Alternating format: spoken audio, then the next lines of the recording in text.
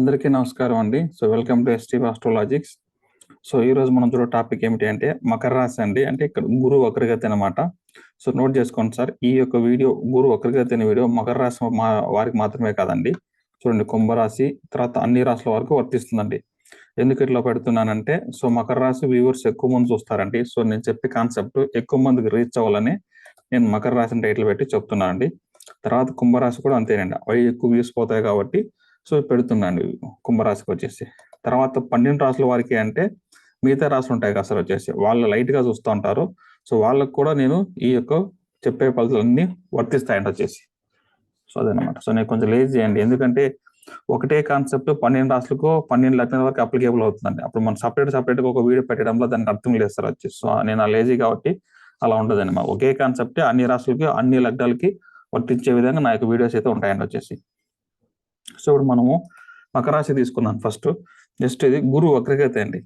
గురువు వక్రగతి అంటే ఫస్ట్ మన జాతకం ఎలా తెలుసుకోవాలి అంటే, చూడండి సార్, గురువు వక్రగతి ఏం లేదంటే ఇక్కడ మనం ఆన్లైన్ ఇట్లా వెళ్ళేసి చూపిస్తాము. ఆన్లైన్ ఇక్కడ గూగుల్ కొట్టి తెలుగు జ్యోతిష్,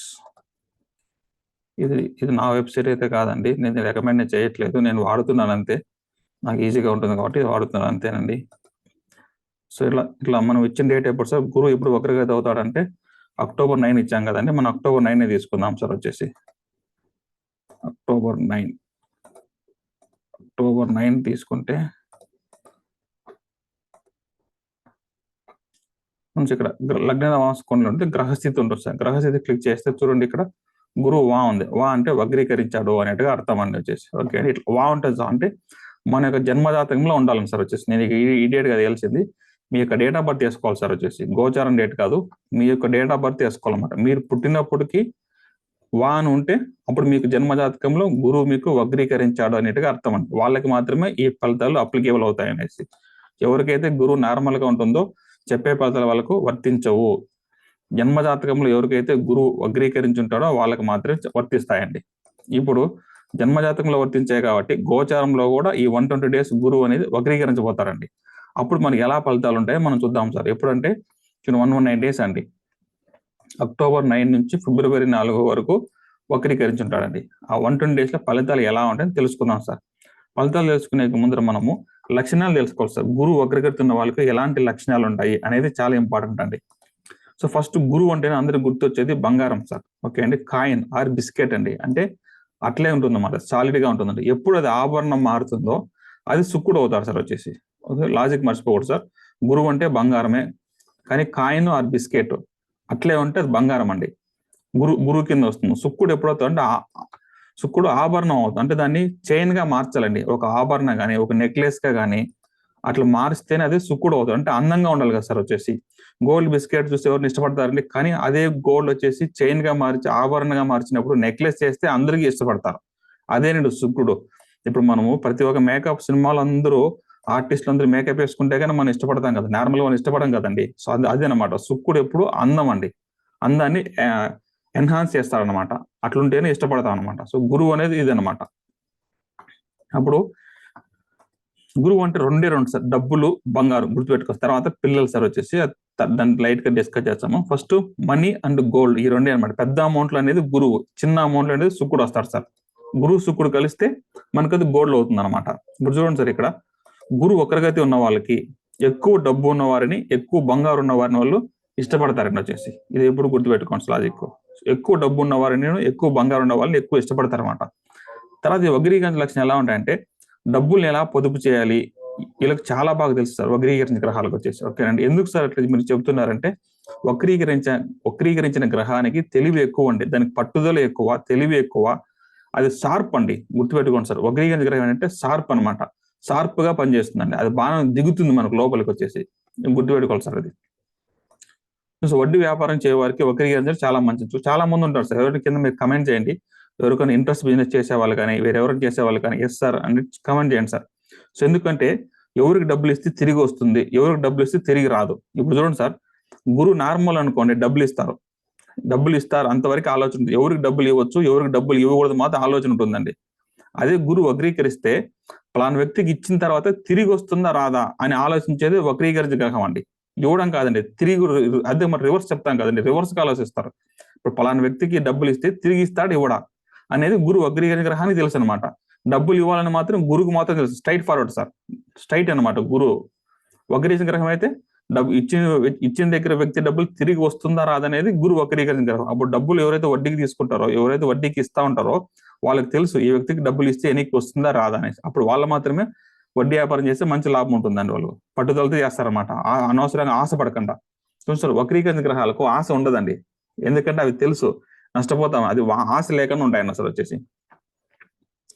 తర్వాత మనీ విషయంలో గోల్డ్, ఫినాన్షియల్ మేనేజ్మెంట్ లో వాళ్ళకి చాలా ఎక్కువ ఉంటుంది సార్. గురువు వక్రీకరించిన చూడండి సార్, అనవసరమైన ఖర్చు పెట్టరండి. ఎక్కడ పెట్టాలనో అక్కడ పెడతారండి, ఎక్కడ పెట్టకూడదు అక్కడ పెట్టరండి. వాళ్ళు చాలా బాగా మేనేజ్ చేస్తారు సార్. చూడండి సార్, మన మనీ గోల్డ్ విషయంలో ఇతరులను సులభంగా నమ్మరు, సులభంగా ఎవరి దగ్గర ఇల్లు మోసపోతారు వచ్చేసి గురువు వక్రీకరించిన వాళ్ళు వచ్చేసి.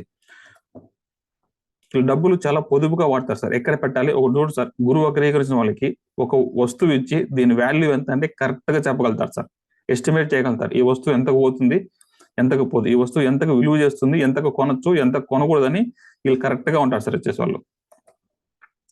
తర్వాత మనీ ఆర్ గోల్డ్ విషయంలో దగ్గర ఎక్స్ట్రాడినరీగా స్కిల్స్ ఉంటాయి సార్ వచ్చేసి. ఎలా డబ్బులు సేవ్ చేయాలి, ఎలా గోల్డ్ కొనుక్కోవాలి, ఎప్పుడు గోల్డ్ కొనాలి, ఏ మందులు గోల్డ్ కొనాలి అనేది చాలా మంచి ఐడియా ఉంటాయి సార్. గోల్డ్ కొంటే మంచిదా, మేకింగ్ ఛార్జ్ చేస్తారు, బిస్కెట్ కొనుక్కుంటే మంచిదా, ఆభరణం చేసుకుంటే మంచిదా, ఏది ఎత్తి పెట్టుకోవాలి, గోల్డ్ కొనుక్కుంటే మనకి ఫ్యూచర్ లాభం ఉంటుందా ఉండదు, ఇవన్నీ చాలా బాగా ఎక్స్ట్రాడినరీ నాలెడ్జ్ ఉంటాయి సార్ వీళ్ళందరూ వచ్చేసి.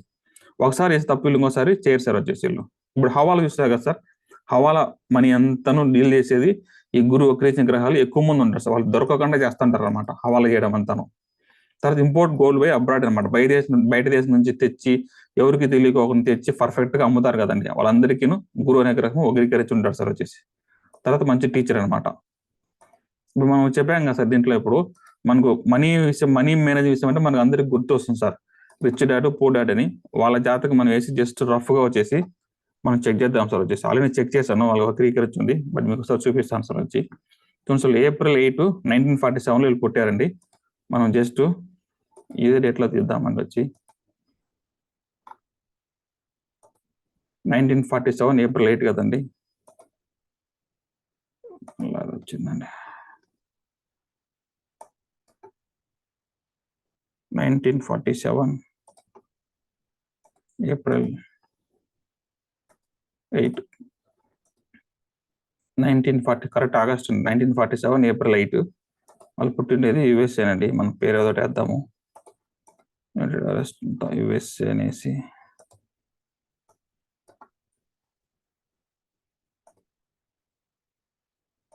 ఏదో వేద్దామండి, స్టేట్ అవసరంలో మనకు.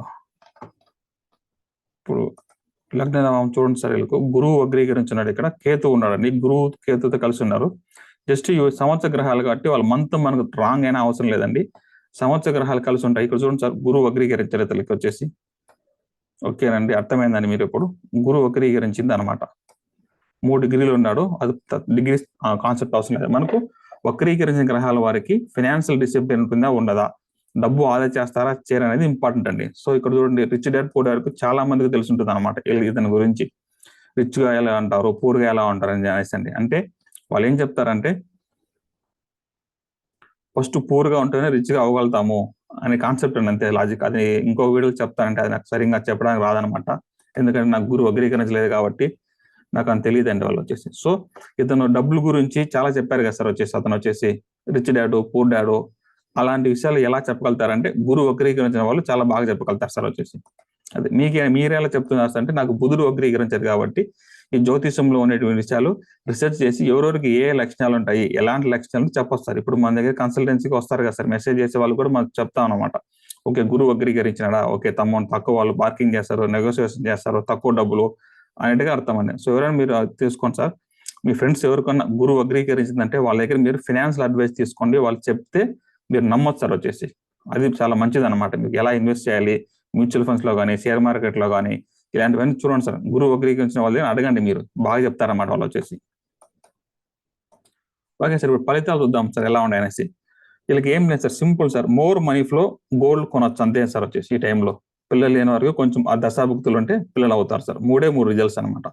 మనీ ఫ్లో ఎక్కువగా ఉంటుంది, ఒకరైతే ఉన్న వాళ్ళకి గోల్డ్ కొనుక్కోవచ్చు, పిల్లలకు మంచి నేమ్ రావచ్చు అనమాట. అంటే గురువు అంటే పిల్లలు కదా సార్, మీ స్కూల్ వయసులో ఉండే పిల్లలు కానీ మంచి పేరు రావచ్చు, తర్వాత మీరు కొడుకులు పిల్లలు ఉంటారు కదా సార్, వాళ్ళు ఎగ్జామ్స్ పాస్ అయ్యి మంచి సీట్ వచ్చి అంటే పిల్లల వల్ల నేమ్ వస్తుంది సార్, అట్లా తీసుకుందాం వచ్చేసి పిల్లల వల్ల నేము, తర్వాత గోల్డ్, తర్వాత పిల్లలు పుట్టచ్చు, డబ్బులు, ఈ మూడే సార్, డబ్బులు, గోల్డ్, పిల్లలు, ఈ మూడు సంబంధించిన దాంట్లోనే మనకు ఏదైనా మంచి జరుగుతుంది అనేట్టుగా అర్థం అండి. ఎవరికండి? గురువు వక్రీకరించిన వాళ్ళకు.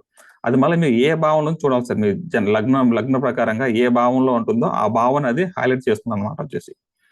సో మేము ఎలా సార్ నమ్మేదంటే ఈ పాస్ట్ చూడండి సార్, మీకు ఏమైనా జరిగినాయా జరగలేదా గురువుకు సంబంధించిన కారకత్వంలో అని చూడాలి సార్ వచ్చేసి. బంగారం కొన్నారా కొనలేదా అని చూడండి సార్. ఇట్లా September 4, 2023లో చూడండి, 22లో చూడండి, 21లో చూడండి, ఈ డేట్స్ ఉన్నాయన్నమాట.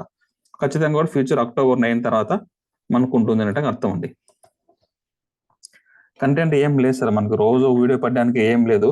సో అక్టోబర్లో స్టార్ట్ అవుతుందండి గురు వక్రగతి, కానీ మనం ముందు 1 month ముందే పెట్టేసాము వచ్చేసి మకర రాశి వారికి.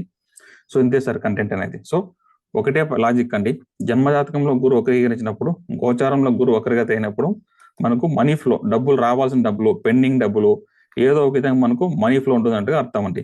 బంగారు కొనుక్కునే వాళ్ళు బంగారు కొనొచ్చు, ఛాన్సెస్ చాలా ఎక్కువగా ఉన్నాయి. పిల్లలు లేని వారికి పిల్లలు ఉండొచ్చు.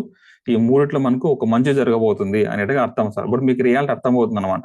ఈ ప్రస్తుతం ఉన్న పరిస్థితుల్లో నేను ఏం చేయగలుగుతాను అనేది మీరు ఆలోచించుకుంటే మీకు లాజిక్ అర్థమైపోతుంది సార్. అంటే ఓకే, ఈ October, November ఏదో జరగబోతుంది మనకు, మనీ విషయంలో రాబోతుంది అనేది మీరు దాన్ని ఎక్స్పెక్ట్ చేసుకొని ఉండొచ్చు సార్ వచ్చేసి. సో అంతే అండి. So thank for watching this video అండి.